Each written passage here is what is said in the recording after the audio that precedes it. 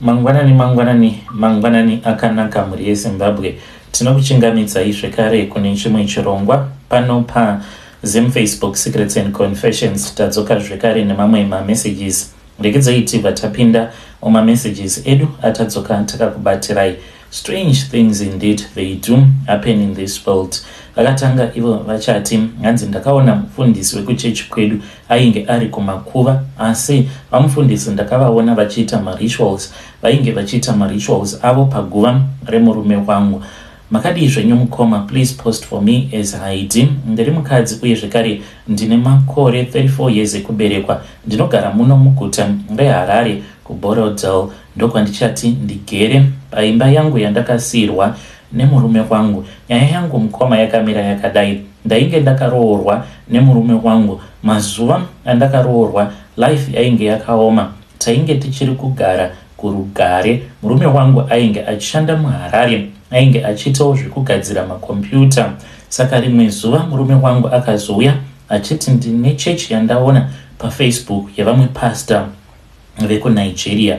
Saka murume wangu ndiye akatanga kuenda kuchechi kwacho ikoko. Inini ndakazotevera mumashure memurume wangu. Mainge muri muna 2016. Saka inini nemurume wangu tose tainge tisina chechi yataipinda. Saka takabva tachizojoina chechi iyi. Chechi iyi inoitirwa kuAvondale nanhasi iriko chechi yacho iyoyo. Saka murume wangu akabva achizopiwa chigaro muchechi. Chigaro chaakapiwa ndechekuti ainge atova padhuze sa navamufundisi, zvekuti hapana secret yemuchechi yaainge asisazive. Kubva mazuva akapiwa murume wangu chigaro muchechi, life yedu yakabva yatanga kuchinja. Zvinhu zvedu mukoma zvainge zvava kuendeka chaiko. Ndipo patakakwanisa kutenga imba yekuno kuBorodale uko kwandinova ndiri kugara. Asi chakatanga kundinetsa mukoma ndechekuti murume wangu ainge ava nemhiko dzaainge ava kutevedzera muimba yedu yemukati. Tainge tava kudya bota kanoverengeka pagore, achinditi ndiko kuti ndigare ndiri mutsvene. Iniwo handina kuita basa nazvo zvakanyanya, nekuti chandainge ndava kufarira ndechekuti murume wangu ainge ava kunamata. Last year murume wangu akazoita accident achibva kubasa, akabva afira pasport, asi paakafa ainge asina kana kukuvara, haana hake kunge abuda ropa. Murume wangu akazovigwa achiita kunge munhu mupenyu. Akaenda kunovigirwa kuGlen Forest Cemetery. Ndakabatikana zvisingaiti mukoma nenyaya yerufu rwemurume wangu, nekuti murume wangu akafa achiri mwana mudiki, akandisira mwana 1 mukomana. Nekuda kwekufunga murume, ndainge ndava kuti every month end pandinowana mari ndaipota ndichienda kunoisa maruva paguva remurume wangu. Ndaipota ndichienda nemwana wangu ndichida kuti azive kuti baba vake vakafa. Zvakazoitika mukoma ndezvekudai, last month ndakaenda kunoona guva remurume wangu. Kwaiva kuma 7 AM. Chakaita kuti ndinge ndichienda kuri kuseni inyaya yekuti ndainge ndarota hope dzakaipa maringe neguva remurume wangu. Ndainge ndarota guva remurume wangu risipo. Hope idzi ndainge ndava ne3 days ndichingodzirota. Zvandakaona ndichisvika paguva remurume wangu, ndakasvika ndikaona mufundisi vekuchechi kwedu vakapfugama pamberi peguva remurume wangu. Vainge vakapfeka gauni reblack, vakabata rosary mumaoko. Pavakandiona vakavhunduka kuratidza kuti pane zvakaipa zvavainge vachiita paguva remurume wangu. Patakatarisana chiso chavamufundisi, vakabva vanditi ndizvo zvandinoita kana mwana wesangano afa. Ndinopota ndichiuya paguva rake ndichikumbira kuti mweya wake unge uchizofamba zvakanaka, nekuti handidi kuti vana vemusangano rangu vafire mugehena. Handina kuita nharo navo vamufundisi. Ndakabva ndaisa ruva rangu pamusoro peguva remurume wangu. Ndakaenda kumotikari kwangu ndikadzokera kumba. Mufundisi vakabva vaendawo kumotikari kwavo. Kubva zuva randaona vamufundisi vari kuguva remurume wangu, ndakabva ndatomira kutoenda kuchechi, nekuti ndainge ndava kutya kuti vamufundisi vanogona kundiita something zviri bad. Iye zvino mufundisi vava kuuya kumba kwangu vachinditi makasauya kuchechi munofa nekuti chakauraya murume wenyu chiri kuda ropa renyu. Kubva zuva rabva mufundisi pamba pangu hapasi kutorarika pamba. Ndinoona murume wangu live mumba akagara musitting room, asi paanenge akagara musitting room anenge akapfeka all white akabata hari mumaoko, asi pose paari kuuya ari kusiya mari. Zvinhu izvi mukoma hazvisi kuitika hazvo everyday, zvino wanzokuitika kana ka 1 per week. Saka iye zvino ndava kutya kugara pamba, asi mufundisi ari kuti mukauya kuchechi zvinopera. Ndauyawo nenyaya yangu kumhuri yeZimbabwe mukoma, ndiri kutsvakawo help nekuti ndiri kuona sekunge murume wangu ainge akajoina satanism, nekuti kubva paakafa zvinhu zvandiri kusangana nazvo zvawandisa. Muri yeZimbabwe ndo message iyo yandakatumidzirwa ichibva kuna vanzvadzi vedu. Ngatizamei kuti tinge tichitaura navo vanzvadzi vedu zvakangooma hazvo vedu, where strange things indeed they do happen in this world. Nezuro ndakaona imwe message iyo yandakatumidzirwa rikainditsvake chati racho. I think kwainge kuri kuma past 9 handina kukwanisa kuzotaura nemi vanzvadzi nekuda kwekuneta. Alright, chati ravo ndarivhura. Hanzi makadii zvenyu mukoma, ndinokumbirawo kuti munge muchindiposterawo nyaya yanguwo makavika chitupa changu. Chandiunzawo pano inhau yekuti ndakanzwawo imwe confession iyo yandakanzwa yemukadzi uyo anga achiti munin'ina wake iye akaroorwa nemurume, saka ane hari yaakaona uye zvekare nechibepa chine zita. Munombozviziva here kuti the easiest way yekuti unge uchichekeresa vanhu is through an accident. Izvo ndo zvakaitika kwandiri nemurume wangu, kuzosvikawo tichizobata mishonga. Takabatawo mishonga yakaipa mukoma, ndokusaka tigere zvedu muno muSouth Africa. Mari tinayo, mabusinesses tinawo kuZimbabwe, asi takanzi hatifaniri kuti tinge tichibatsira vehukama. Saka takaona kuti kana tikagara muZimbabwe nekuda kwekurwadzwa kuti vana vaamai vangu, ina handitendedzwe kubatsira nyangwe amai vangu. Amai vangu vanorwara izvezvi, vanotopfeka maadult diaper, but handina kana basa nazvo kuti vamawana here kana kuti havana. Murume wangu zvekare haatendedzwi kuti ange achibetsera hama dzake. Zvakaitika mukomanachi, murume wangu iye ainge ari truck driver achizvishandira zvakanaka, hama dzake ainge achidzida. Asi takazoitawo mistake yekuti takazotengawo chimotikari chedu tichida kutanga kuita zvehumalayicha. Takangoenda kuZimbabwe ka1, mushure mekunge tawana vanhu vainge vachida kutakurirwa zvinhu zvavo, takatotadza kutobhadhara trailer yatainge tahaya. Mukoma muridzi wetrailer ndiye akazotoita plan yekuti ange achizototsvaka motikari yakazodzoka netrailer yake kunoko kuSouth Africa.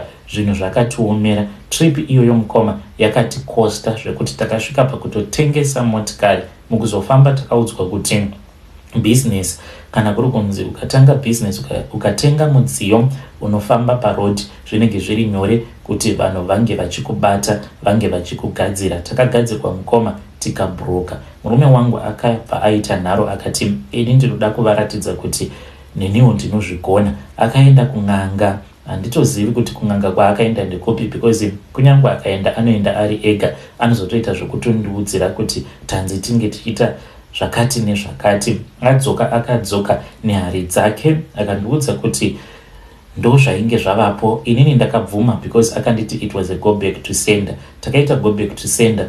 Go back to sender ikanorova vatete vangu kusaidi kwake, ikanorova vamwe bamukuru vake. Ndo vanhu vatakatanga kuchekeresa, vanhu vakatanga kufa. Hari iyi inongogara iine ropa. Zvechokwadi mukoma zviri kutaurwa namadha ivavo ndezvechokwadi. Kazhinji kana kuri kunzi unenge uchida kuchekeresa, the easiest way kuchekeresa munhu anenge aine motikari kana kuti anenge ari parwendo, nekuti panoita kudeuka kweropa ende zvinhu zvenyu zvinonotora ropa iroro nyore nyore. Muri yeZimbabwe ndo message iyo yandakatumidzirwa ichibva kuna vanzvadzi vedu. Vakanditumidzira mapictures avo avakanditumidzira emotikari idzo dziri pamba pavo. Hatingati this is a mansion, kune mamansion then koita macastles. Imba iyi yakakura kuita sekunge it's a hotel. yakakurisa. Ndichazotovabvunza kuti ine marooms manganiko. Uye zvekare motikari idzo dzavatumidzira, they just drive only posh cars, avadrive mamwe mabrands only posh, but motikari imwe chete iripo pane Mercedes Benz yakaita pick up iya inodhura, that is the only other brand iripo pamba pavo. Zvakangoma hazvo veduwe, but ivo vakanyora message vakati, I am tired, and my spirit is exhausted mukoma, I can't go on anymore. Zvinorwadza kuchengeta vatorwa, kuchengeta nyika yose, asi mubereki wako achishayirwa mari yemapampa kumusha uko maadult diapers. Zvakangoma hazvo veduwe, ngatitaurei navo vanzvadzi vedu ava mucomment section. Regedzai tibva taenda panyaya yedu inotevera. Hanzi mukomana makadii zvenyu? Stepfather vangu vari kuZimbabwe vari kurwara too bad. Handizivi kuti vanokwanisa kufa here kana kuti vachararama, asi nhau yandiunza pano ndodawo advice kubva kumhuri yeZimbabwe.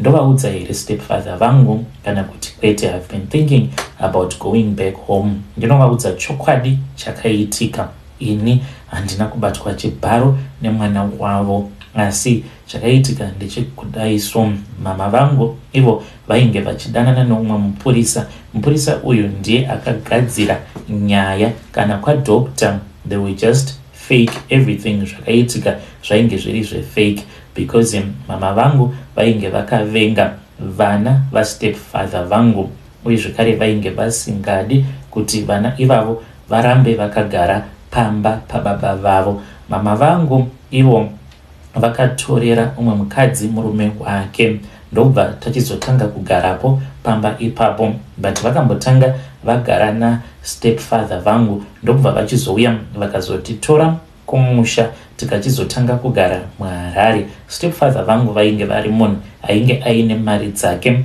vainge vakapfuma mukoma zvisingaiti, saka tava kugarapo pamba ipapo tega taitozviona kuti mabatirwo avo avainge vachiitwa zvainge zvisina kunaka, asi sezvo vari amai tainge tisingakwanisi kuti tinge tichivatsiura. Kunyange gogo amai nyakubereka mama pavakatombouya vakarwadziwa nekuti amai vangu vaitogara vakabata bhandi vachingorova vana vastepfather. Saka mukomana uyu wandakazopomedzera kuti akandibata chibharo, iye mukoma ainge asingatogaripo ipapo, ainge ava kutoshanda.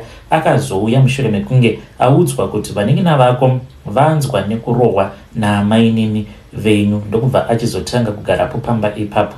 Aitonga ende aikontrola mama vainge vasingachakwanisi kushungurudza vana vastepfather. Saka ndopavakazogadzira nyaya. Pavakatanga kugadzira nyaya iyi, one day mama vangu ndakavabata vaine chikomba, vainge vakatogara pamakumbo emupurisa uyo wandaitoziva ainge achitogara imomo munharaunda matainge tichigara. Saka mama vangu vakavhunduka. Saka murume uyo akazoti aoneka aenda, mama vakandidaidza kubedroom, ndopavakabva vachizoti kwandiri, wakarepwa iwe? Komanashi ndakati kurepwa? Vakanditi wakarepwa. Ndopavakabva vachizondiudza kuti ndainge ndakarepwa nestep brother yangu mukuru wacho uyo atori kujeri.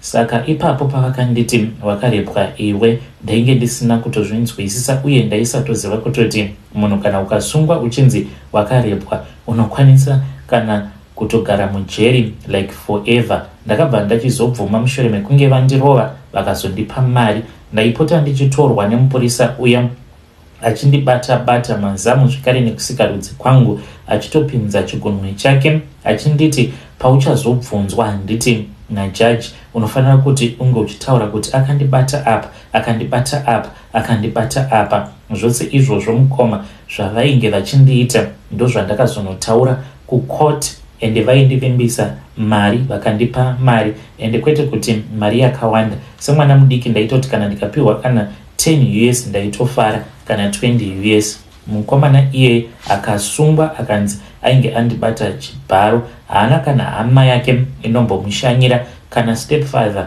vakamuvenga zvisingaite, havana kana kumbogara vakamushanyira. Asi mukoma chokwadi ndechekuti haana kana kumbogara akandibata aitondifarirawo asi asingatozvizivi kutoti kutodzoka kwaakazoita achizogara pamba pababa vake ainge ava kutozvikanganisira upenyu hwake nekuti vainge vasingatodiwi naamai vangu. Saka nhau yangu mukoma iri pakuti ndoita sei, ndodzokera kumba here ndonotaura chokwadi, handizosungwe here?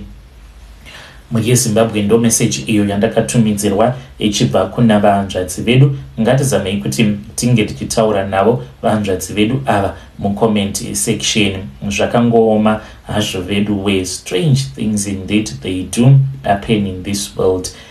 Pakaipa kuti vakaenda kumusha vangasungwa here kana kuti kwete? Ngatitaurei navo mucomment section. Regedzai tibva taenda panyedu inotevera. Nyedu inotevera yakamira sekudai so. Hanzi mukoma makadii zvenyu, ndinokumbirawo kuti munge muchindiposterawo nyaya yangu makavika uchitupa changu. Zita rangu muchanditi amaiti. Ininiwo chandiunza pano inhau yekuti ndanetswa nechipoko chemuvakidzani wangu. Saka ndainge ndiine muvakidzani wangu uyo mandainge ndichiwirirana naye, taitoita zvose tiri pamwe chete. Akazondiudza kuti kuchechi kwavo iye aienda ku7th day, akati vainge vachitamba round. Ndikabva ndati neniwo ndinoda kujoina. Ndakati ndajoina round iya yamukoma, ini ndini ndega ndainge ndisina kana chandainge ndichiita nemari yeround. Ndaiti kana ndikapiwa yangu mari mukoma, mari iyoyo yaingopera zvisina kana tsarukano. Zvadaro mukoma ndo pandakazoenda kung'anga. Ndaenda kung'anga ndikabva ndachizoudzwa kuti painge paine umwe uyo ainge aine mushonga wekuti ainge achinditorera mari yangu. Saka ini handina kuda kuzombobvunza kuti ndiani, ndakangoti muvakidzani wangu because umwe angandigangira ndianiko. Saka ndakabva ndachizodzokera zvekare kung'anga, kwava kuchizourayisa muvakidzani wangu. Ndakamuurayisa nekuda kwekuti ainge ava kucheresa borehole pamba pake. Ndikati uyu anoshaina uyu, isu vamwe tichitambudzika, iye ava kuda kuita zvekucheresa maborehole. Ndikatomuurayisa mukadzi iyeye. Saka ndinogara ndichingoona chipoko chake. Mhiko dzangu dzandinofanira kuti ndinge ndichiita, ndinofanira kumbopota ndichienda kumakuva mukoma ndichinokumbirira, ndichimukumbira ruregerero. Ndobva ndatora ivhu repaguva pake. Ivhu iri ndinofanira kuti ndinge ndichizorigezesa naro vana vangu. Saka iniwo ndakazoona sekunge zvinokwanisa kuzondikanganisira vana vangu. Ndainge ndagara ndichiita zvekuprofita. Zvandakazoita mukoma ndezvekudai, ndakazonoitirwawo minamato yekuti ivhu iri apo pandinenge ndaritora ndinoriisa mumbiya paya pandinenge ndichiyeresa vanhu, zvekare nekupa vanhu minamato. Ndinenge ndava kuvarasirira ivo mhepo dzacho because ndakaona sekunge vana vangu vainge vava kusangana nematambudziko mukurarama kwavo. Ndiyo secret yangu iyo yandiinayo. Ndinganzi zvandiri kuita zvakaipa here? Handiti ndiri kungoedzawo here kuti ndinge ndichingochengetedzawo vana vangu, mhuri yangu, kuti vasasangana nematambudziko because umwe musikana akatombodzingwa nemurume mukuru wacho akadzoka. Apa tainge tichitoraramirawo paari, ainge akaroorwa nemurume uyo ane mari. Saka ipapo paakadzoka ndainge ndava kuzvidemba, ndokubva ndachizonoitirwa minamato yekuti ndinge ndichirasirira mhepo dzisina kunaka dzandinoenda ndichinotora paguva uyo ainge ambori muvakidzani wangu. Ndiyo confession yangu. muyeZimbabwe ndo meseji iyo yandakatumidzirwa ichibva kuna gogo avo. Zvakangooma hazvo vedu we. Hanzi mukoma nditori nevazukuru ini asi ndakauraya muvakidzani wangu nekuda kweround. Strange things indeed they do happen in this world. Ngatitaurei navo mucomment section.